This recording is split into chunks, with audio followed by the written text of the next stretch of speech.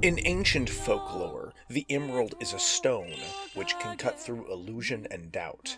It can even bring wealth, clarity of mind, and even guard your thoughts against memory loss. And I think the writers of Fizban's Treasury of Dragons took these themes to heart when designing the history, skills, and personality of the Emerald Dragon. It's one dragon that at first glance looks quite, well, not to be so harsh, but it's a tad goofy in the 5th edition design. With its long snout and paper-thin wings, they all add to this almost pterosaurs-like appearance. When I'm imagining an emerald dragon with magic and Sonic-themed breath attacks, it's not quite the image I was thinking of. But after spending some time looking into its origins and personality, this dragon has the potential to be one of the most interesting and powerful dragons ever covered on this list. So without further bluster, today's TPK or bust, the Adult Emerald Dragon. In terms of offense, first up is its layer actions, with a 1 legendary action for a claw, a common attack from most dragons. Its psionic abilities, however, is when things get interesting.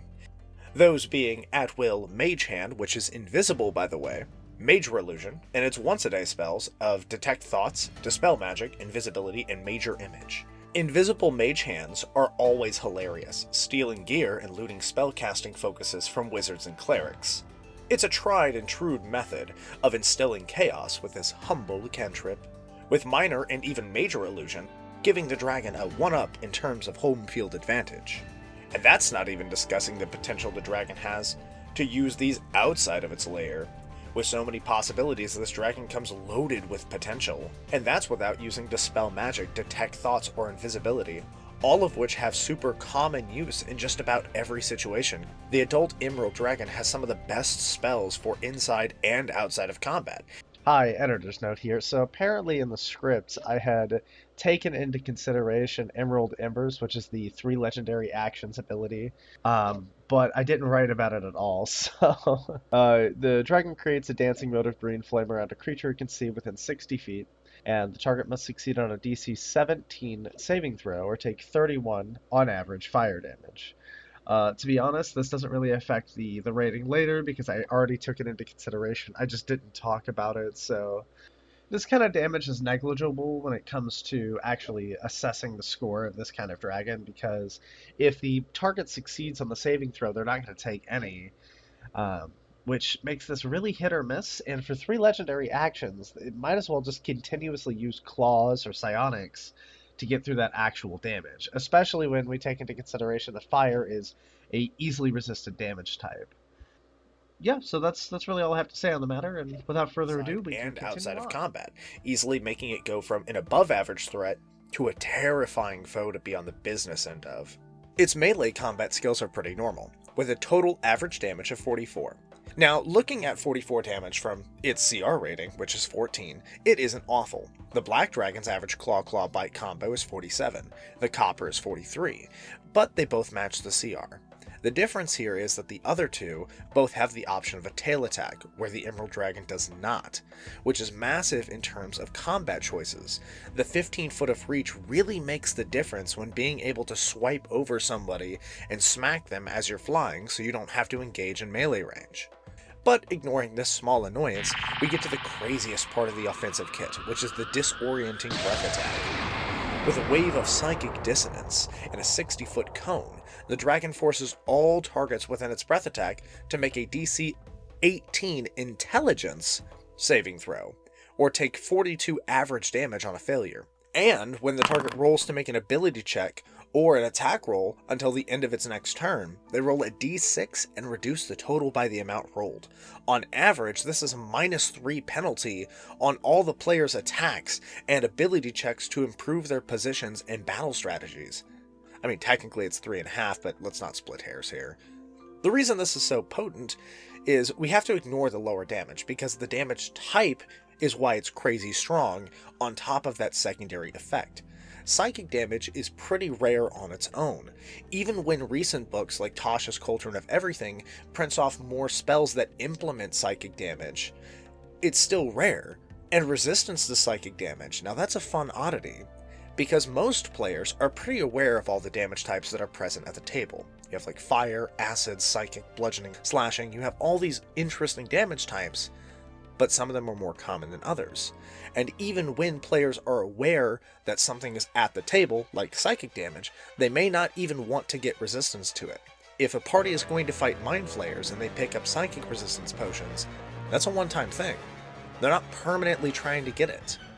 Which is why this kind of dragon is so dangerous against players, because people don't expect psychic damage as a breath attack. It's going to be something that players are not prepared for, do not expect, and honestly, they won't even have the saving throw abilities for most classes. Most people dump intelligence as their, I have an 11, so might as well throw it in there kind of stat. It's compounded with the hilarity that the Emerald Dragon nests in volcanoes. No sane party is going to assume whatever problem in the heckin' volcano uses psychic damage without some other information. My point being, the Game Master has so much potential for a potent gotcha with the breath attack, and with a secondary effect granting even further value from its already invisibility and burrow capabilities. I can't see this dragon having any problem in combat. Honestly, the more you read, and the more I'll explain later, the dragon has all the tools necessary to wipe the floor with an underprepared party. I can award this dragon a very scary 9.6 out of 10 for offensive terms. Some of this is from the surprise factor of how potent this gym dragon actually is in combat, but most of this falls into the crazy high synergy between all of its options, many of which layer on buffs or debuffs, enforce difficult to make saving throws on difficult to have stats. I want to give it more, I want to even give it a 10, but without actually more physical damage on the breath attack, as amazing as the breath attack actually is, I think 9.6 is already fair enough. Skills are another point of interest for this dazzling dragon. Its stats are 23 strength, 12 dexterity, 21 constitution, 18 intelligence, 16 wisdom, and 18 charisma. Like the other gym dragons in its family, its mental stats are amazing, with a stunning intelligence score and an equal charisma score. You can guarantee this dragon can and will manipulate, gaslight, and girl boss its way out of any sticky situation. Its stats also include a much needed 12 dexterity. As you all know, I love dragons having a little bit higher dexterity so they can avoid those fireballs. Honestly, there is nothing to want from this dragon in terms of stats. It has everything it needs, and more. And that's a danger in its own right. Adventurers picking a fight with an Emerald Dragon need to be very careful and swiftly catch it off guard and hope it's not already a step or 5 ahead of them. And to boot, the Emerald Dragon has some pretty great layer actions, beginning with its Beguiling Whisper. Charming targets with psychic magic, targets within range of 120 feet of telepathy, make a pretty fair DC 15 wisdom saving throw, or are charmed. Now this is the classic charm effect that many of the gem dragons have, but for the Emerald Dragon specifically, I think this is actually even more effective as it can turn invisible and charm you over and over and over until it actually succeeds. Its next layer action is Distort Perceptions, altering the perceptions of a creature it can see, forcing it to make a DC 15 intelligence saving throw, or take 22 average psychic damage, and have disadvantage on saving throws until the start of its next turn. Like I said earlier, many characters end up either dumping intelligence or making it their most average stat, which means that most people who have already failed the breath attack saving throw are probably already going to fail this saving throw, which means they're going to roll a minus d6 on attacks, and now they're going to be rolling with disadvantage on other things. Between putting damage and this debuff on a player, while also setting up more devastation in combination with its breath attack, its invisibility, its stealth, and its general movement, it makes the Emerald Dragon just completely ridiculous in a fight. And from a Game Master perspective, this is a very strong monster for its CR. It's got a lot of options under its belt. And lastly, their most useful layer action is Vanish. They just turn invisible until the next layer action. A potent effect in nearly any situation. I shouldn't have to remind you how dangerous an invisible dragon who can cast spells is. On top of that passive perception of 23, and the normal blind sight and dark vision that comes with many dragons, the Emerald Dragon has all the tools it needs to really dominate combat if necessary. While not as directly potent as the layer actions of its big brother the Amethyst Dragon, the Emerald Dragon makes up for it with trickery, stealth, and effective combat debuffs, landing the dragon's skills rating at a whopping 8.9 out of 10. And again, I considered giving the Emerald Dragon a little bit more here, but looking back at the damage numbers, it's really lacking in direct lethal options.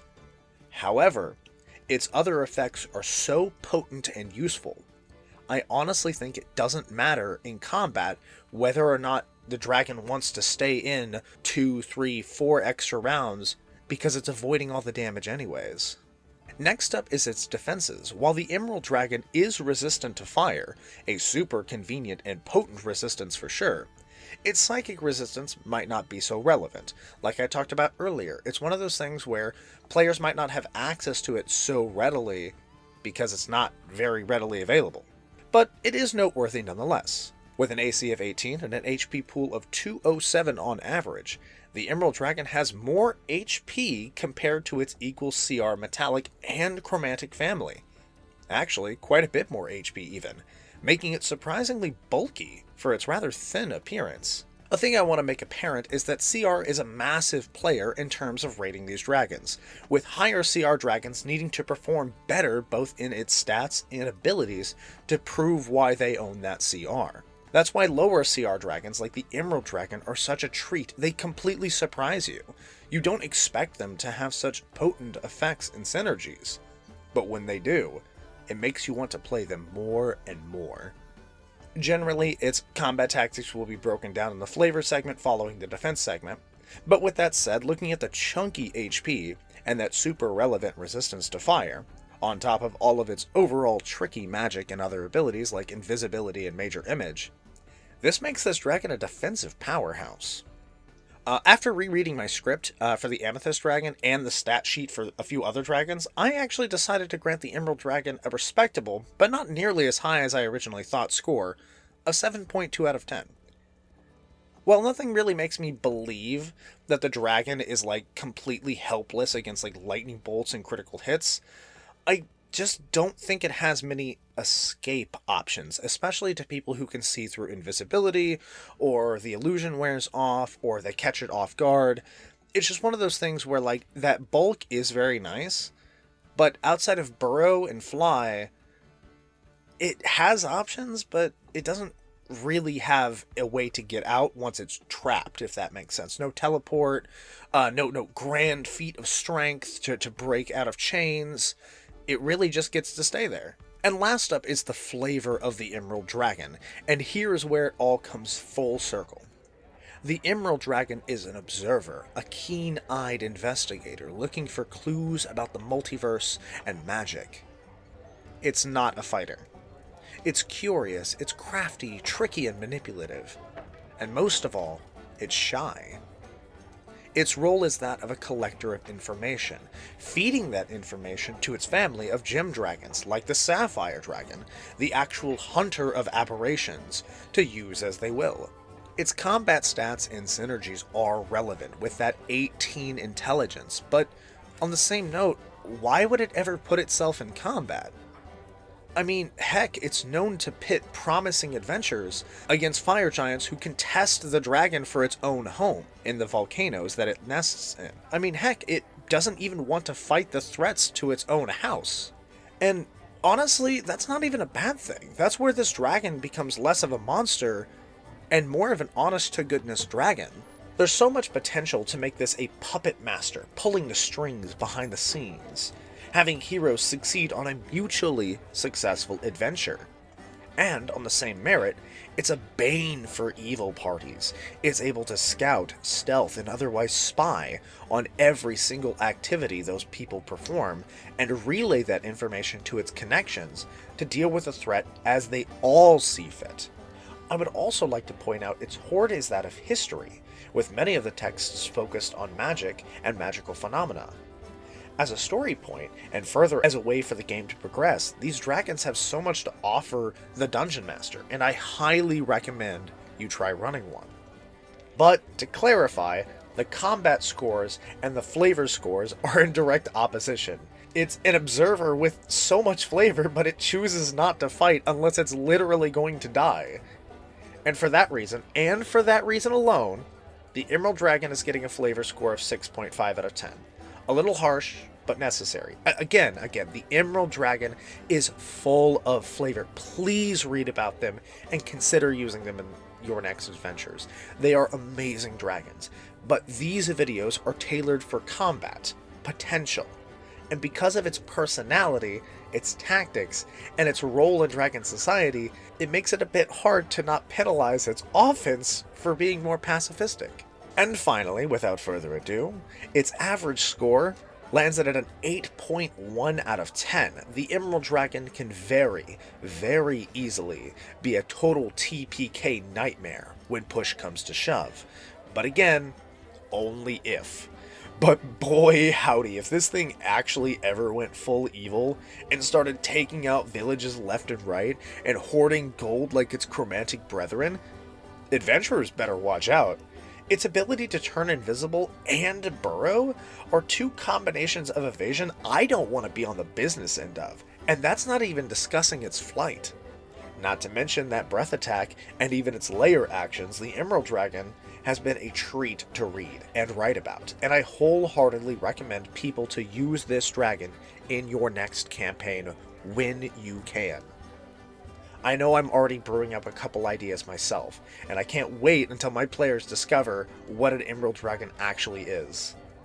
But until that time, and until the next TPK or bust, remember to subscribe and support the channel.